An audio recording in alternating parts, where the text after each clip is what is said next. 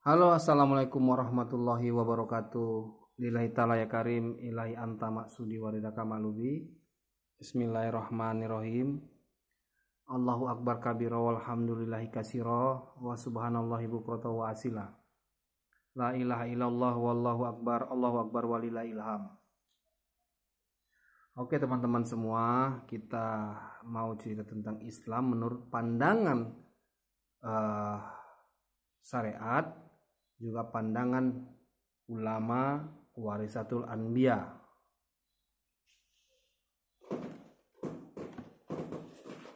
Jadi kita ambil tentang Islam menurut pandangan ya, menurut pandangan syariat. Menurut pandangan syariat, Islam itu adalah sebuah ucapan. Menurut pandangan syariat, Islam itu hanya sebuah ucapan,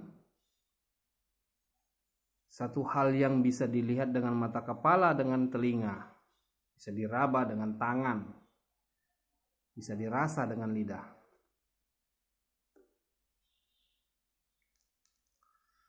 Sehingga pandangan syariat ini bisa menjadi sebuah tiruan.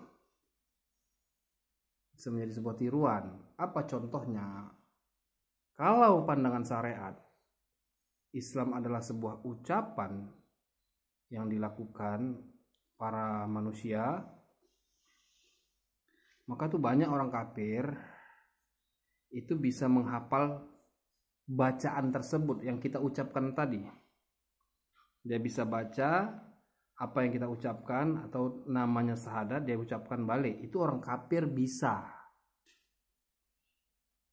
Ada lu juga bukan lagi orang kafir, burung beo juga bisa. Karena pandangan syariatnya seperti itu. Nggak percaya boleh dites. Ucap kita syahadat itu di depan burung beo, nanti burung beo bisa mengulanginya. Namun apa bedanya dengan orang kafir dan burung beo tadi?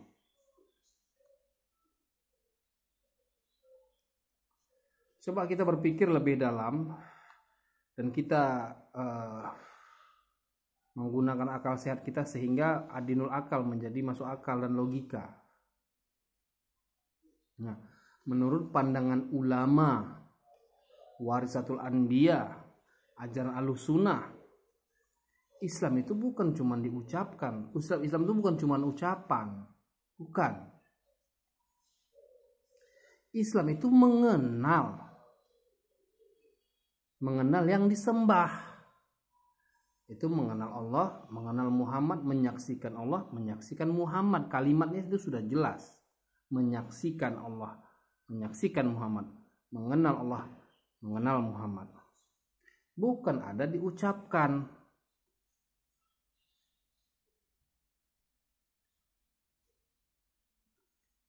Kan sudah jauh berbeda itu. Sehingga ajaran ulama ini benar. Sehingga Islam ini menjadi kafah. Sebenar-benarnya Islam.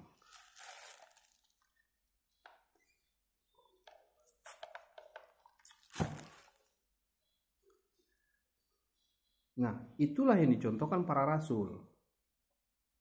Rasul tidak pernah berbohong. Ucapan perbuatannya tidak pernah berbohong. Berucap dengan syahadat sesuai dengan yang dia kenal, yang dia saksikan. Itu para rasul. Tidak dusta para rasul itu. Dengan apa dia melihatnya? Dengan keilmuan atau mata hati.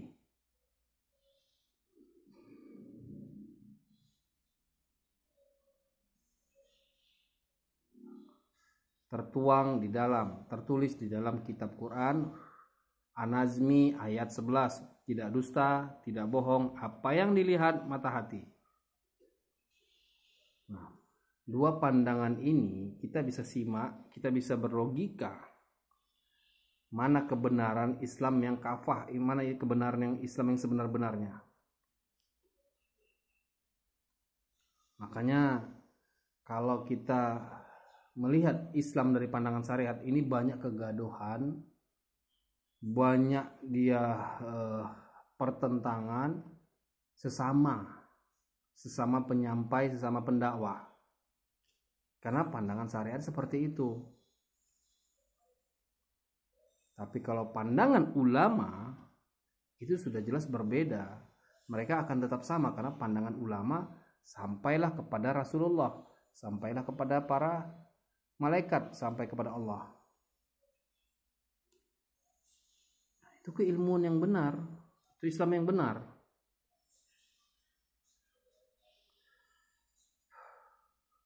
Ya kita bisa buktikan contoh pandangan Islam dengan rumah Allah. Pandangan Islam dalam syariat. Rumah Allah disamakan dengan masjid yang terbuat dari batu. Emang Allah ada di dalam masjid itu? Kalau nggak percaya, tengok, buktikan, masuk ke dalam masjid itu. Ada nggak Allah di situ? Nah, dibuktikan. Ini contoh kecilnya. Dan nggak mungkin juga rumah Allah segitu kecilnya. Sebesar masjid, semegah apapun masjid itu yang terbuat dari batu, tetap itu bagi Allah kecil sekali.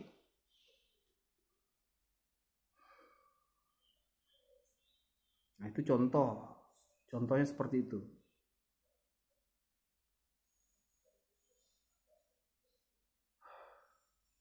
Itulah pandangan Islam secara syariat, di dalam syariat. Beda dengan pandangan ulama. Pandangan ulama rumah Allah itu bukan itu. Pandangan Allah, contoh masalah rumah ataupun tempat, ada banyak ayat. Innallaha ma'ana, sesungguhnya Allah beserta kita. Wa huwa ma'akum aina ma kuntum, sesungguhnya Allah bersama kamu di mana saja kamu berada. Terus Al-Baqarah 186. Ya Muhammad, apabila ada yang bertanya kepada kamu, katakan aku dekat. Sedekat mana? Wa nahnu aqrabu ilahi min habil warid, aku lebih hampir dari urat leher kamu. Az-Zariyat 21, wa fi anfusikum afala tubsirun, coba tengok dalam diri kamu. Itu pandangan ulama, pandangan para rasul, pandangan para nabi. Kan sudah berbeda jauh. Itu contoh-contohnya. Di mana Allah? Kalbu mukminin baitullah, jelas itu disampaikan Ja'far Shiddiq, keturunan Rasulullah yang terakhir. Hati orang mukmin itu rumahnya Allah.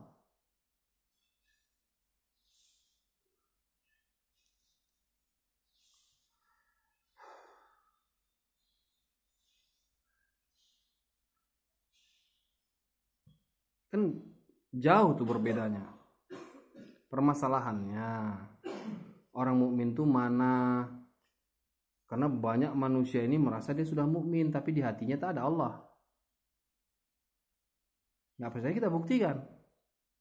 Orang mukmin tuh yang di hatinya nggak ada Allah. Sholat dia dikerjakannya sholat zuhur atau sholat isya atau sholat maghrib. Waktu dia sholat, kadang teringat dia pekerjaannya. Terkadang teringat dia anaknya, teringat dia istrinya, teringat dia uangnya, teringat dia hartanya, segala macam hal yang diingatnya. Itu contoh. Banyak orang yang merasa mukmin tapi di hatinya nggak ada Allah. Tapi orang mukmin yang sebenar-benarnya waktu dia sholat dia khusyuk. Khusyuk dalam sembahyang. Al-Mu'minun ayat 2. Cuman Allah yang diingatnya. Atau 14 tujuan sholat itu ya ingat Allah. Dizikri gitu ya. Ingat Allah. Ingat aku. Atau 14.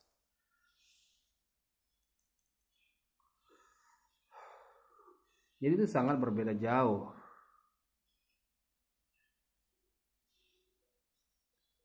Nah, tinggal kita berpikir, kata Allah, afala ta'qilun, apa kamu tak berpikir, kata Allah.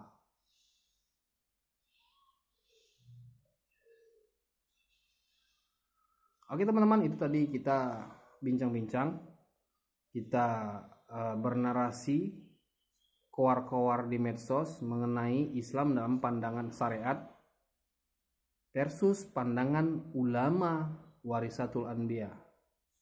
Sekian, terima kasih, mohon maaf lahir dan batin. Assalamualaikum warahmatullahi wabarakatuh.